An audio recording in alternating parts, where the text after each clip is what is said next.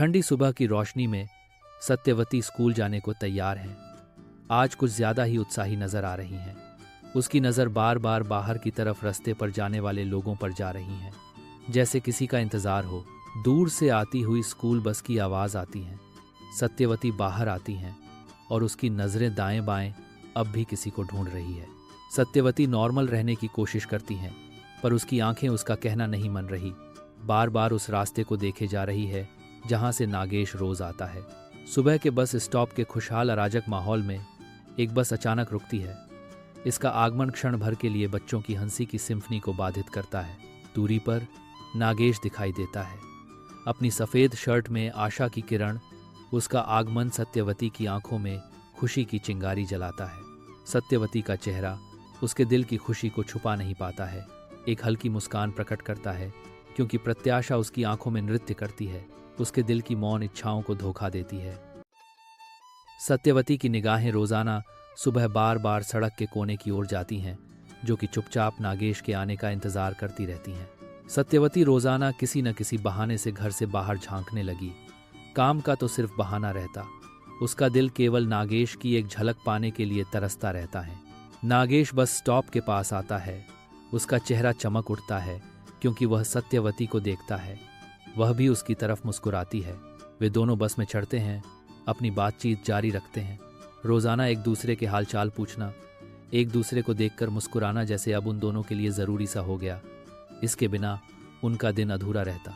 गांव की सड़क के कोने पर सत्यवती बस से उतरती है, रुकती है और अपने आसपास का सर्वेक्षण करती है। नागेश बस की खिड़की से उसे देखता है। एक गर्म मुस्कान उसके चेहरे पर चमकती है जब वह अलविदा कहता है, कल मिलेंगे। सत्यवती हमेशा की तरह मुस्कुराते हुए विदाई लेती हैं। उसकी नज़रें कल मिलने का वादा कर रही होती हैं। यह सिलसिला महीनों तक चलता रहता है। उन्हीं दिनों नागेश एक शादी समारोह में शामिल होता है। शाम के आकाश के नीचे एक विवाह मंडप रंग और प्रकाश से जगमगाता है, संगीत और वरमाला की प्रत्याशा से जीवंत। विवाह मंडप फूलों और रोशनी से सजा हुआ है, जो नई शुरुआत का एक जीवंत वादा है। शादी के हंसी खुशी के माहौल में नागेश अपनी ही दुनिया में खोया हुआ अनसुना खड़ा है। अचानक उसकी निगाहें एक सादगी और सौंदर्य की प्रतिमूर्ति की तरफ जाती हैं, जो नागेश की तरफ ही देख रही थी। सीमा अपने सिंपल और सुंदर कपड़ों में शांत खड़ी है। उसकी कोमल मुस्कान उसकी सुंदरता को और चार चांद लगा रही है। उनकी नज़रें मिलती हैं और एक क्षण के लिए नागेश के लिए आसपास की दुनिया गायब सी हो जाती है।